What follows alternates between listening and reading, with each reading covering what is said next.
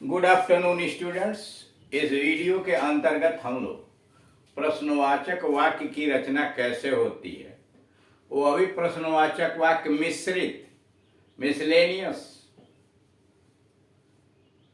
यानी इसमें सहायक क्रिया से शुरू होने वाले प्रश्न यानी डायरेक्ट क्वेश्चन और इनडायरेक्ट क्वेश्चन जो हु, व्हेन, वेयर, व्हाई इत्यादि से शुरू होते हैं, दोनों को मिश्रित किया गया और छोटे छोटे प्रश्न बनाए गए हैं और यह दिखाया गया कि प्रश्न किस प्रकार से निर्मित किए जाते हैं।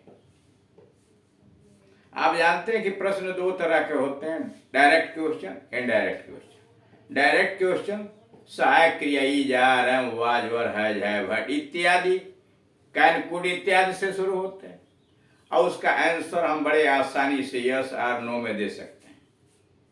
जैसे कैन ही रीड उर्दू, क्या वह उर्दू पढ़ सकता है? यस ही कैन, हाँ वो पढ़ सकता है। या नो ही कांट, वो नहीं पढ़ सकता है। यानी ऐसे प्रश्नों का उत्तर यस या नो में दिया जा सकता है।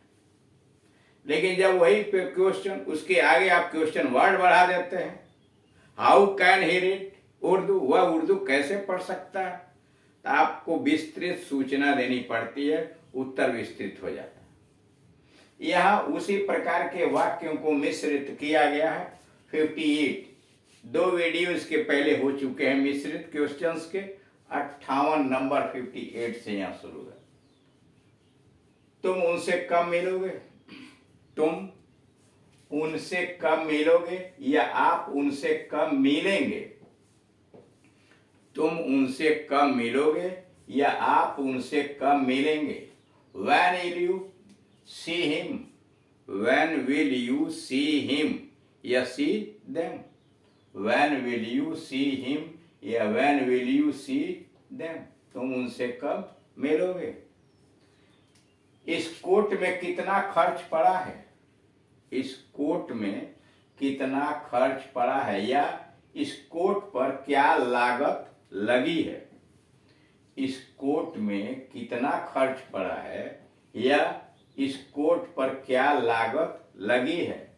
How much did this coat cost you, how much did this coat cost you.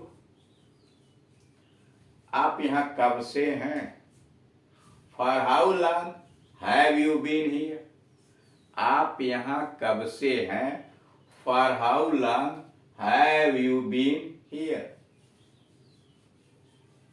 कितना वक्त लगेगा, how long will it take, कितना वक्त लगेगा, how long will it take.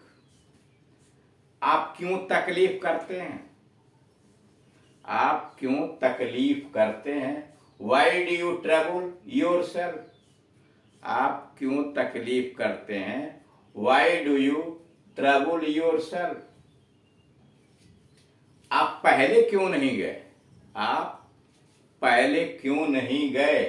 Y did you not go earlier, आप पहले क्यों नहीं गए। Why did you not go earlier. सड़क बंद क्यों है, why is the road close, सड़क बंद क्यों है, why is the road closed. आप कौन सी आज कौन सी पिक्चर लगी है। What movie is on today, आज कौन सी पिक्चर लगी है। What movie is on today. अब स्मरण रखने योग्य बातें यानी क्वेश्चन से संबंधित कौन सी बातें ध्यान में रखनी चाहिए। आपने देखा कि is, am, are, was, were, has, have, had, do, does, did, will, have, can, could, may, might, would इत्यादि वाक्य के प्रारंभ में आए तो प्रश्नवाचक वाक्य बनते हैं। कहा कि आपने यहाँ यह देखा कि यदि is, are, am, was, were, has, have, had, वैसे मॉडल एक्सिलरीज हुआ, can, could, may, might, must, should इत्यादि जब वाक्य के प्रारंभ में रखे जाते हैं, यानी वाक्य की शुरुआत उनसे होती है, तो प्रश्नवाचक वाक्य का निर्माण होता है। लेकिन जब is, are, am, was, were, can, could, may, might इत्यादि बीच में यानी सब्जेक्ट के बाद में आए तो साधारण वाक्य बनता है। कहा जा रहा है कि जब is, are, am, was, were, has, have, had, can, could इत्यादि वाक्य के प्रारंभ में यानी सब्जेक्ट के पहले रखा जाए, उसी से वाक्य शुरू हो, तब प्रश्नवाचक वाक्य बने। लेकिन वही is, are, am, was, were, has, have, had, can, could इत्यादि वाक्य के बीच में यानी कर्ता के बाद में रखा जाता है तो साधारण वाक्य बनता है। नीचे समझाया गया जैसे ए और बी, कॉलम बना है ए और बी का। एम आई फूल, क्या मैं मूर्ख हूं? क्या मैं मूर्ख हूं? एम आई ए फूल, ये क्वेश्चन है, इसलिए कि एम सबसे पहले आ गया। अब इसका जरा देखिए असर्टिव सेंटेंस कैसे बना। I am not a fool, I am not a fool. Were those your books, were those your books, those your books, where those your books का मतलब क्या वे तुम्हारी किताबें थीं? क्या वे तुम्हारी किताबें थीं? ये क्वेश्चन हो गया, प्रश्न हो गया, वार पहले आ गया है। अब यहां देखिए वही बीच में चला गया। Those were your books, those were your books, वह तुम्हारी किताबें थीं। तीसरे नंबर पर आइए, had you gone there, had you gone there, क्या तुम वहां गए थे?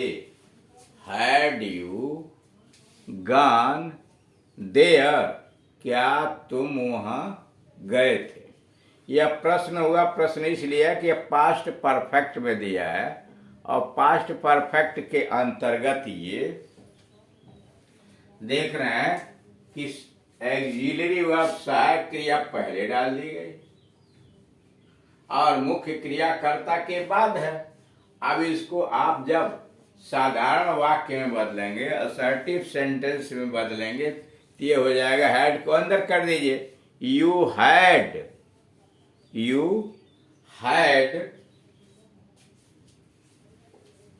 Gone there, you had gone there, तुम वहां गए हुए थे। चौथे में आइए, can I walk for a while, can I walk for a while, क्या मैं थोड़ी देर के लिए पैदल चल सकता हूँ, टहल सकता हूँ? Can I walk for a while, क्या मैं थोड़ी देर के लिए पैदल चल सकता हूँ? I can walk for a while, I can walk for a while. पांचवा है, मे आई कम इन, मे आई कम इन, क्या मैं अंदर आ सकता हूँ? आई मे कम इन, मे आई कम इन, क्या मैं अंदर आ सकता हूँ? आई मे कम इन। अब आइए नंबर 2, ध्यान देने योग्य बात है, डू और डिड। डू से डज भी बनता है, डू और डिड मूलतः सहायक क्रिया नहीं है, इसलिए कैन आप जानते हैं, कैन, कुड, मे, माइट इत्यादि अफर्मेटिव सेंटेंस में भी लगता है, नेगेटिव में भी लगता है, इंट्रोगेटिव में भी लगता है। Is, are, am, present continuous tense में, वाज, वर, हैज, हैव, ये सब टेंसेज में अफर्मेटिव, नेगेटिव, इंट्रोगेटिव सब में लगते हैं। लेकिन डू, डिड, डट की जरूरत तब पड़ती है जब सेंटेंस को केवल नेगेटिव और इंट्रोगेटिव बनाना होता है, अफर्मेटिव में ये नहीं आते। जैसे डू, डिड मूलतः सहायक क्रिया नहीं है। नीचे दिए गए साधारण वाक्य जरा ध्यान से देखिए, मैं प्रातः जल्दी उठता हूँ। I get up early in the morning. मैं प्रातः जल्दी उठता हूँ। I get up early in the morning. मैं प्रातः जल्दी उठता हूँ। अब जरा दूसरा वाक्य देखिए। मैं प्रातः जल्दी उठा, पास्ट टेंस में। I got up early in the morning. I got up early in the morning. मैं प्रातः जल्दी उठा। तीसरा है, मैं प्रातः जल्दी नहीं उठता। मैं प्रातः जल्दी नहीं उठता हूँ। I do not get up early in the morning. I do not get up early in the morning. जब निगेटिव बनाना हुआ तो डू नॉट यहां लगा दिया गया अपनी तरफ से। अब यहां डू सहायक क्रिया हुई, लेकिन निगेटिव में आया। मैं प्रातः जल्दी नहीं उठा, पास्ट इंडेफिनिट टेंस में, और वह भी नेगेटिव। मैं प्रातः जल्दी नहीं उठा। I did not get up early in the morning. I did not get up early in the morning. यानी जब सेंटेंस अफर्मेटिव था तो डू डिड की कोई जरूरत नहीं पड़ी, लेकिन सेंटेंस जब नेगेटिव हुआ तो डू डिड निगेटिव बनाने के लिए रखना पड़ा। अब जरा इंट्रोगेटिव में आइए। क्या मैं जल्दी उठता हूँ? Do I get up early in the morning? क्या मैं जल्दी उठता हूँ? Do I get up early in the morning? यानी डू को सबसे पहले रखा गया। क्या मैं जल्दी उठा, पास्ट टेंस में। Did I get up early in the morning? Did I get up early in the morning? तो इस तरह से आपने यह देखा कि डू और डिड मूलतः सहायक क्रिया नहीं है। अफर्मेटिव सेंटेंस में इनकी कोई जरूरत नहीं पड़ती, लेकिन जब सेंटेंस प्रेजेंट इंडेफिनिट टेंस का नेगेटिव में बनाना होता है या इंट्रोगेटिव में बनाना होता है तो डू डज लग जाता है। और वही पास्ट टेंस में अगर नेगेटिव या इंट्रोगेटिव बनाना होगा तो डिड लग जाता है, तब नॉट लगाते हैं। कहने का मतलब यह कि डू और डिड मूलतः सहायक क्रिया नहीं है।